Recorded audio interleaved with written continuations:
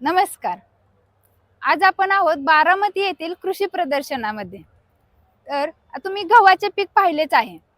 परंतु आज या व्हिडिओमध्ये आपण असा गहू पाहणार आहोत जो आता लुप्त होत चाललेला आहे.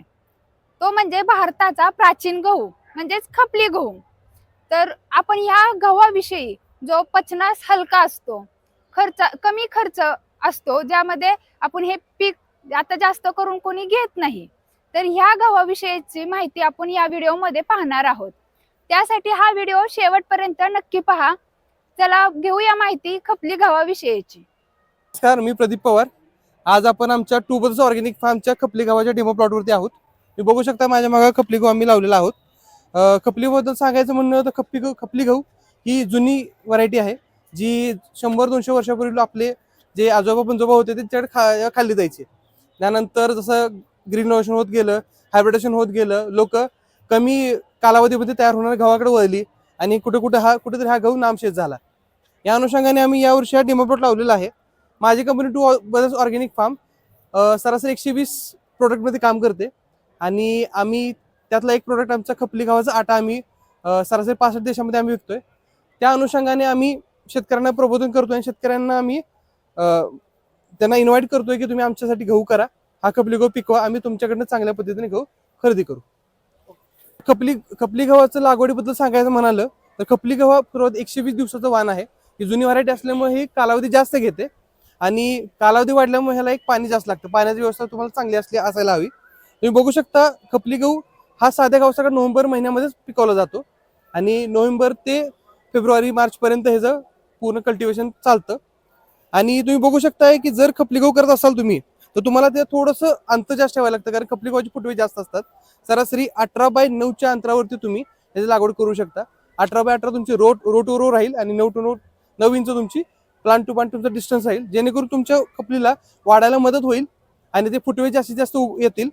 आणि अंतर जास्त ठेवल्याचा मागं उद्देश हा राहतो की जेवढं जास्त अंतर असेल तेवढं खपली म्हणजे दोन्ही झाडांमधून हवा चांगली खेळती राहते.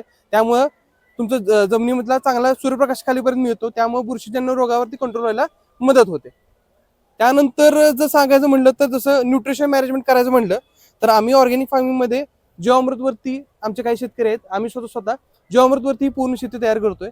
तुम्हाला सांगू इच्छितो की जीवामृत एक असं ऑर्गॅनिक मधलं एक खत आहे किंवा टॉनिक म्हणू शकता तुम्ही सोप्या भाषेमध्ये, जे दर 15 दिवसाला ऍप्लिकेशन केलं जातं आणि त्याचा रिझल्ट खूप चांगला आहे. फक्त जीवामृतावरती शेती करणारे शेतकरी आहेत ते फक्त आणि फक्त जीवामृतवरती पूर्ण चांगलं उत्पादन घेतात. जर ऑर्गॅनिक फार्मिंग करत असाल तर तुम्ही जीवामृत बरोबर जे मार्केटमध्ये मिळणारे जे वर्मी कंपोस्ट वगैरे आहेत ते सुद्धा यूज करू शकताय. प्लस तुम्ही बाकीच्या गोष्टी सुद्धा ज्या ऑर्गॅनिकमध्ये चालतात ते वापरू शकता. मोस्ट ऑफ द FIM शेणखतवर सुद्धा शेती करणारे लोक आहेत, ते पण तुम्ही करू शकता. या पिकाची पेरणी तुम्ही एकतर गादी वाफ्यावरती म्हणजे फ्लॅट बेडवरती, रिज बेडवरती किंवा तुम्ही सरीवरंब पद्धतीने सुद्धा करू शकता. आमच्या तुम्ही मागे बघू शकता आम्ही हे बेडवरती केलेलं आहे, पण असं नाही की तुम्ही बेडवरच करायला पाहिजे. तुम्ही तुमच्या पद्धतीने तो करू शकता. तसा साधा गहू तुम्ही पेरता त्या प्रकारे तुम्ही ह्याला पेरू पण शकता. आणि ह्याचं बियाणं थोडं कमी लागतंय कारण ह्याला फुटवे जास्त येतात. सरासरी एकराला 30 किलो आम्ही रिकमेंड करतोय, कारण की ह्याची फुटवे जास्त आहे, त्याला अंतर जास्त ठेवावं लागतं, त्यामुळे बियाणं कमी लागतं. आणि जर तुम्ही टोकन पद्धतीने जरी गहू करत असाल तर तुम्हाला हे बियाणं 20 किलो फक्त लागेल एकरासाठी. आणि म्हणजे असं काही काही शेतकऱ्यांचं किंवा माणसं म्हणजे लोकांचं म्हणणं असतं की खपली गहूची उंची वाढल्यामुळे तो जास्त पडतो, म्हणजे असं काय आहे का? जर तुम्ही आता आमचं जे बियाणं आहे सुधारित वाण आहे आणि हे जर बघू शकता ही उंची एवढी प्रमाणामध्ये कमी आहे. जो पारंपरिक साधा जो आधी गहू यायचा खपली त्याची उंची खूप जास्त असायची, फार कंदापाच्या वर जायचा. त्यामध्ये हा प्रॉब्लेम होता की जेव्हा वातावरण बदलायचं, वाऱ्यानं ते पडायचं, त्यामुळे नुकसान व्हायचं शेतकऱ्यांचं. पण हा तुम्ही बघता कम्पॅरेटिव्हली हा प्लॉट याची हाईट कमी आहे, या अनुषंगाने हा जास्त पडत नाही आणि हा साध्या हार्वेस्टरने सुद्धा हार्वेस्टिंग करायला सोपा जातो उंची कमी असल्यामुळे.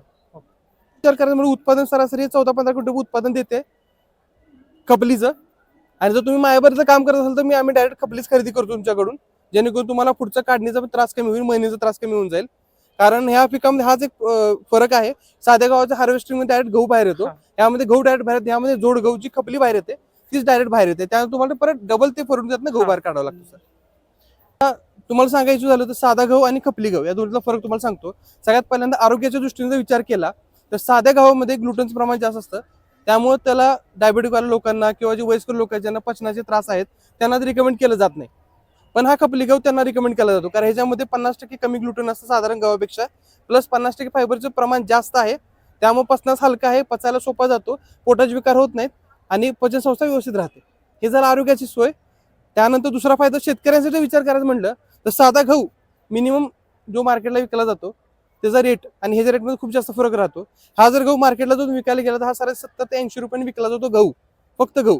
आणि जर खपली विकायला गेला तर तो 40-45 रुपयांनी विकला जातो. एवढा फरक आहे. आणि साधा गहू त्या कंपॅरिझन फक्त 30 रुपयाला मिनिमम विकला जातो.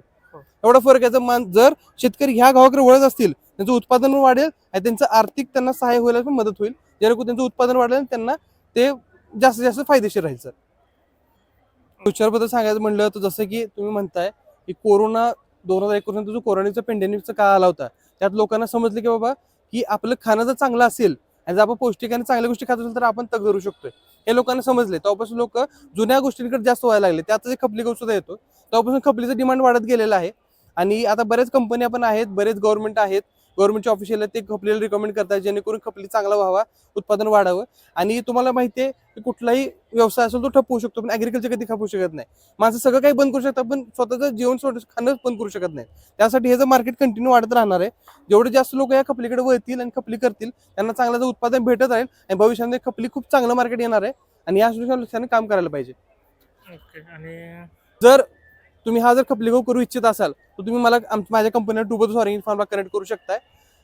माझा नंबर बी तुम्हाला मी पुढे देईनच, कारण ह्या गव्हाचा बियाणं आम्ही प्रोव्हाइड करतोय. माझी कंपनी बियाणं प्रोव्हाइड करते, माझी कंपनी बियाणं प्रोड्यूस करत नाही. आम्ही सुद्धा आमच्या शेतकरी बंधूंकडनं आणि केव्हीकेच्या मार्फतच बियाणं सर्टिफाईड करून आम्ही बियाणं घेतो, जेणेकरून जास्तीत जास्त चांगल्या पद्धतीचं बियाणाचा प्रसार व्हावा, जास्तीत जास्त लोकांनी गहू पिकवावा आणि तो गहू आम्हाला भेटावा. कारण आमच्यातनं त्या उद्देश की आमचा जो कस्टमर बेस आहे त्यांना सुद्धा चांगल्या पद्धतीचा गहू भेटावा. त्यासाठी मला संपर्क करू शकता. माझा नंबर आहे 84 21 37 48 00. नंबर रिपीट करतो मी, 84 21 37 48 00. माझं नाव प्रदीप पवार. मला तुम्ही आता समजलं खपलीबद्दल आमची कंपनी काम करते. जर तुम्ही माझ्यावर काम करू इच्छित असाल तर आपण कॉन्ट्रॅक्ट फार्मिंग सुद्धा करतोय. ज्या अनुषंगाने जे फार्मर्स ग्रुप असतील किंवा एफपीसी असतील ज्यांना चांगल्या पद्धतीने गहू पिकवायचा त्यांच्यावर आपण कनेक्ट करतोय, त्यांना आपण बियाणं प्रोव्हाइड करतोय. त्या बियाण्याच्या बेसवर चांगलं उत्पादन घेतील, त्यांना आमचं पूर्ण गायडन्स वगैरे आमच्या कंपनीच्या मार्फत मिळून जाईल. सो त्यानंतर आपण ते त्यांच्याकडनं परचेस करतोय. आणि सर यात सांगायचं इच्छितो की जे पण बियाणाचा खर्च असेल तो आपण पहिल्यांदा कट करत नाहीये. जर तुम्ही आमच्यावर कॉन्ट्रॅक्ट फार्मिंग करत असाल तर तो खर्च सुद्धा तुमच्या शेवटच्या खरेदीमधून आम्ही तो कमी करून घेतोय, जेणेकरून शेतकऱ्याला त्याचा त्रास होऊ नये. कारण जसं की आम्ही समजतो की शेतकऱ्याच्या स्टार्टिंगला पेरणीच्या वेळेला खूप सारा खर्च शेतकऱ्याच्या माथी असतो, तो खर्च कमी करण्यासाठी आपण बियाण्याचे पैसे शेवटला घेतोय. तुम्ही मला नक्कीच कनेक्ट करा, कॉन्ट्रॅक्ट फार्मिंग करूया, सगळ्या गोष्टी आपण clear आणि करूया. ह्याला काय अट आहे का, किती एकर म्हणजे कॉन्ट्रॅक्ट फार्मिंग करता, म्हणजे एका शेतकऱ्याकडे किती क्षेत्र पाहिजे?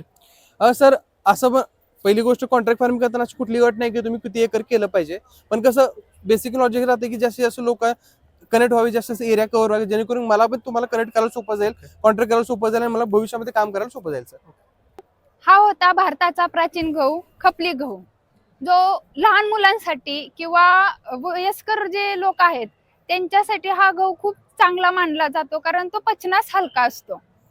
ज्या प्रकारे आपल्याला प्रदीप सरांनी माहिती दिली की आता ह्या गव्हाचे ते सीड्स आपल्याला उपलब्ध करून देतात आणि बाजारपेठ सुद्धा ते आपल्याला उपलब्ध करून देतात. तर तुम्ही तुमच्या शेतामध्ये लागवडीसाठी हा गहू इथे तुम्हाला बियाणे सुद्धा उपलब्ध आहे. तर तुम्ही इथे आल्यानंतर या प्लॉटला भेट द्यायला विसरू नका. आणि यापैकी तुम्ही तुमच्या शेतामध्ये कोणत्या प्रकारच्या गव्हाचं पीक घेता हे कमेंट करून नक्की सांगा. भेटूया पुढच्या व्हिडिओमध्ये. तोपर्यंत